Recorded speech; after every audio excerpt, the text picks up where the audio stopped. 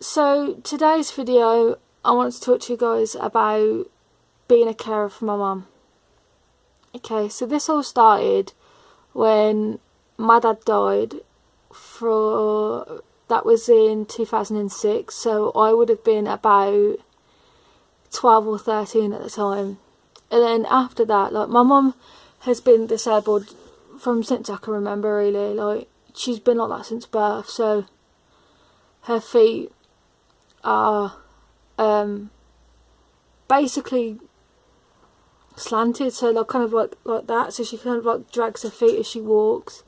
She suffers with epilepsy, and after my dad died, like, it sort of became, well, not like a chore, but it's almost like second nature. Like, before going to school, I'd make sure she was alright. And back in those days, she was fine. She was like really strong and stuff. But then as we've gotten older, as she's gotten older and I've gotten older, you know, and my siblings have gotten older, we've all noticed that the epilepsy has really affected her, and it's gotten worse over time. And just being around her, I absolutely love, you know, my mum. Obviously she's my mum, you know, I'll do anything for her, but just sometimes there's been days when she's been really bad, and like, she's had really bad fits, and it's just scared the crap out of me. And just, people don't understand what it's really like to look after somebody that's, you know, that used to look after you. But I get it from college, I get it from people that I know and stuff. They're like, oh, how do you do it? How do you look after your mum? You know, and still do the things you want to do. And I'm just like, well, I don't know. I honestly don't know. I just don't know anything different. Like, I've always looked after my mum. My mum's always looked after me. And now it's just my job to look after her. I do pretty much, well, not everything for her. I just help her around the house, help her walk and stuff. So I'm kind of like, I kind of said that we kind of joke that I'm her counterbalance and stuff. But with her epilepsy, that gets really badly affected. That affects all of us in some certain way, because obviously we're the ones there for her. So there's been times when it's gotten to the point where she's asleep and she's having an epileptic fit. Sometimes we don't know about it, but then sometimes it's gotten to the point where, like, it's gotten that bad where she's actually screaming her head off, and she doesn't know that she's screaming her head off. Well, she does after we've told her, but that's about it.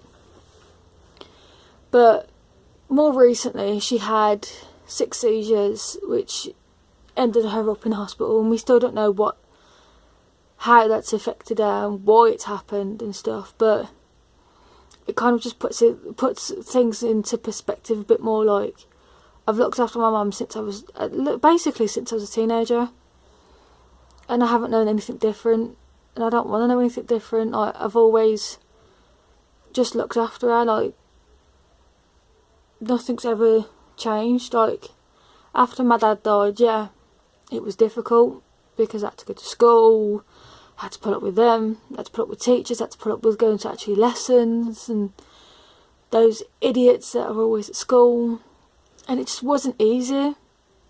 So most people know that I missed quite a bit of year 9 because of my dad dying. I just couldn't face it.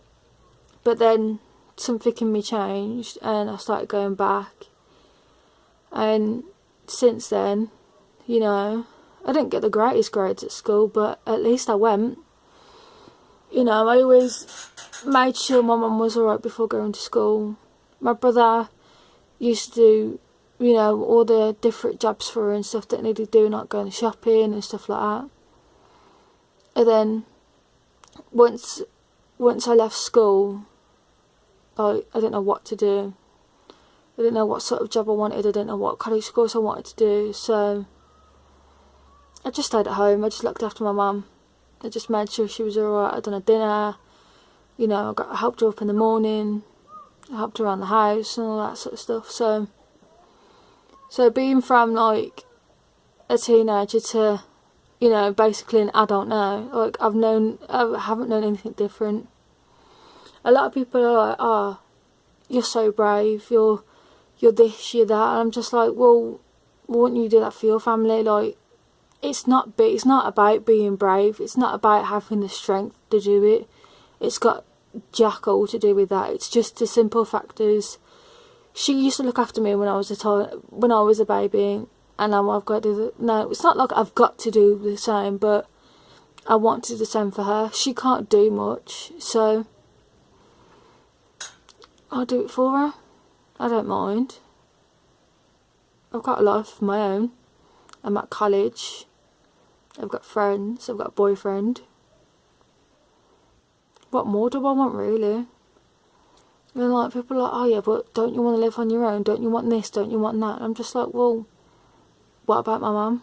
Like, you know, I'd rather make sure that she's alright first than make any plans or anything like that. Like, you know, people that are my age have got kids now, or like, you know, girls at my college, like, they're all like, oh yeah, well, when, you know, certain people turn 18, they go out and get pissed.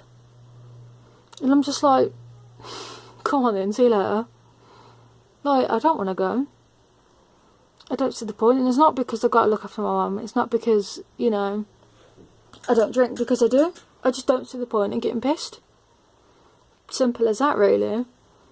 And I'd rather, if there was an option of going out and getting drunk and meeting random lads and doing whatever, or staying in watching TV with my mum, watching her shout at the fucking TV like she does on a daily occasion, I'd pick staying at home every single time, because it's just funny.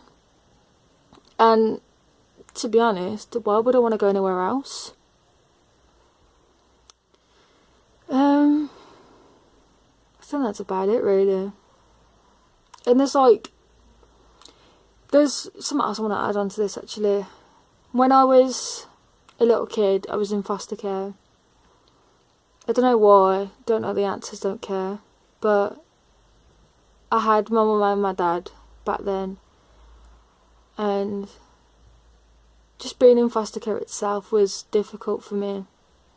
Being away from my mum and dad. I was a little kid, I was about 6. Just didn't know anything.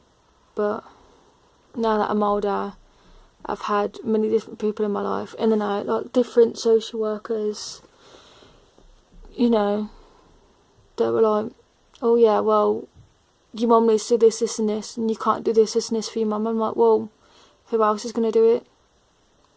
I do everything that my mum tells me to do that's for her. You know, I just do it her way. If the social don't like it, then tough. I've just done it. I've always played things the way my mum's basically brought me up to do. And yeah, so what if people think that I've wasted my life because they've spent most of it looking after my mum? And I'm like, if I didn't look after her, who would? Yes, I've got 2 older siblings, but I'd rather do it than let them do it. It's not like I don't want them to do it. It's just, you know, my brother has a life and my sister has other things to do. She's involved with all different things, and I'm the only one that's at home that can do it. So that's that, really. If you've got any other questions about me being a carer for my mum or anything like that, then, or anything about me being in foster care and you want me to talk about it a bit more, then let me know in the comments down below, which I doubt it any of you will watch this, so I'm just making this for the sake of it. Okay, bye. It won't turn off.